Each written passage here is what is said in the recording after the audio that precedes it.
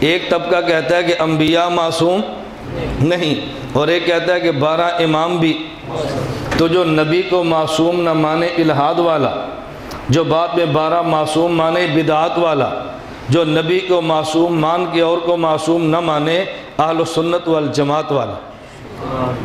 اب دیکھو اتحاد کا کتنا کھلا موقف ہے، ہم نہ اسے مانتے ہیں نہ اسے مانتے ہیں، نہ اسے قبول کرتے ہیں نہ اسے قبول کرتے ہیں، بس قبول کرتے ہیں صرف ہم اپنا درمیانی نقطہ اعتدال کا ہم قبول کرتے ہیں۔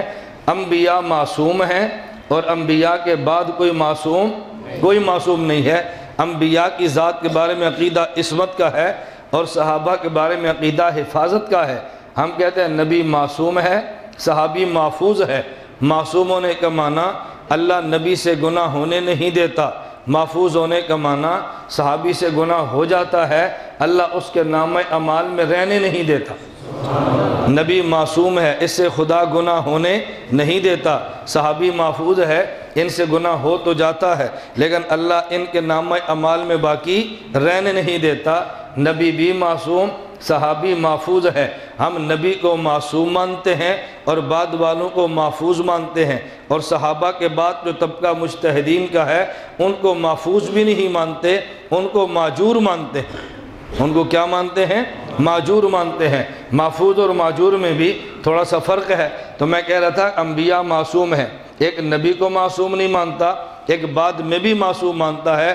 ہم نبی کو معصوم مانتے ہیں اور نبی کے بعد صحابہ کو معصوم نہیں مانتے۔ لیکن ایک بات ذہن میں رکھنا، نبی معصوم ہے، نبی فرد واحد معصوم، نبی کے بعد فرد واحد تو معصوم نہیں ہے، لیکن جس مسئلے پہ اجماع امت ہو جائے، جس مسئلے پہ صحابہ جمع ہو جائیں، وہ نبی کی طرح معصوم ہے۔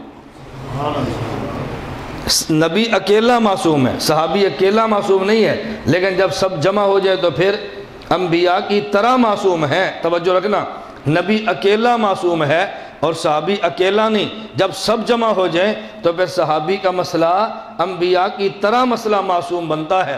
نبی اکیلا معصوم ہے، صحابی اکیلا مومن ہے، صحابی اکیلا عادل ہے، صحابی اکیلا حجت ہے، صحابی اکیلا توجہ رکھنا محفوظ ہے، اور جب سب جمع ہو جائیں تو پھر نبی کی طرح معصوم ہے۔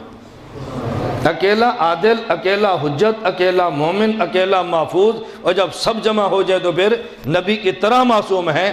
اس پر میں عرض کیا کہ مختصر وقت ہے، میں سارے دلائل پیش نہیں کر رہا، میں صرف اشارے دے رہا ہوں کہ ہمارا عقیدہ، ہمارا مسلک اور ہمارا موقف کیا ہے۔ اس کی وجہ کیا ہے؟ ہم نبی کو نمائندہ خدا مانتے ہیں اور صحابہ کو نمائندہ مصطفیٰ مانتے ہیں۔ نبی کو نمائندہ خدا مانتے ہیں اور صحابہ کو نمائندہ مصطفیٰ۔ نبی تنہا نمائندہ خدا ہوتا ہے، صحابی تنہا نمائندہ نہیں۔ جب سارے ملتے ہیں تو پھر نمائندگی کامل بنتی ہے۔ نبی اکیلا کامل نمائندہ ہے، جب یہ جمع ہو جائیں تو پھر کامل نمائندگی ہے۔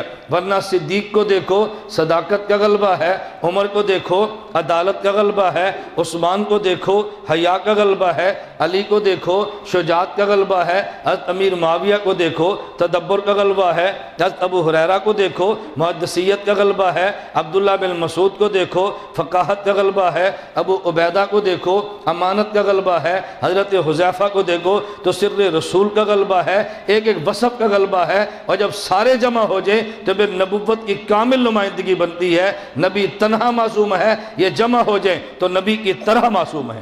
نعرہ تکبیر، پھر یہ نبی کی طرح، تخت ختم نبوت، پھر یہ نبی کی طرح معصوم ہے۔ بات سمجھنا، میں اس پر ایک جملہ کہتا ہوں، ہمارے کانفرنس ہوتی ہیں کہ چاند ستارے ہوتی ہے نا، کہتے ہیں چاند ستارے کانفرنس ہے۔ میرا ایک جگہ چاند ستارے کانفرنس میں بیان تھا تو میں نے کہا تم نے خطیب سنے ہیں، چاند ستارے کے عنوان پر وکیل کا جملہ سنو نہیں، دل کی تختی پر نوٹ کرو۔ ہم کہتے ہیں توجہ رکھنا، نبی چاند ہیں، صحابہ ستارے ہیں، چاند بکھرتا ہے ستارے بنتے ہیں، ستارے سمٹتے ہیں تو چاند بنتا ہے، نبوت بکھرتی ہے اصحاب بنتے ہیں، اصحاب سمٹتے ہیں نبوت بنتی ہے، عصمت بکھر جائے حفاظت بنتی ہے، حفاظت سمٹ جائے تو عصمت بنتی ہے۔ اسے کہتے ہیں چاند اور ستارے۔ میں گزارش کرتا ہوں وقت میں دو، کیوں؟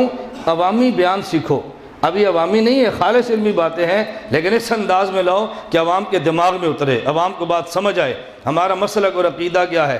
میں کہہ رہا تھا نبی معصوم ہے اور صحابی محفوظ ہے۔ معصوم ہونے کا معنی اللہ نبی سے گناہ ہونے نہیں دیتا، محفوظ ہونے کا معنی ان سے گناہ ہو تو جاتا ہے، اللہ ان کے نامہ اعمال میں باقی رہنے نہیں دیتا، یہ معنی ہے محفوظ کا۔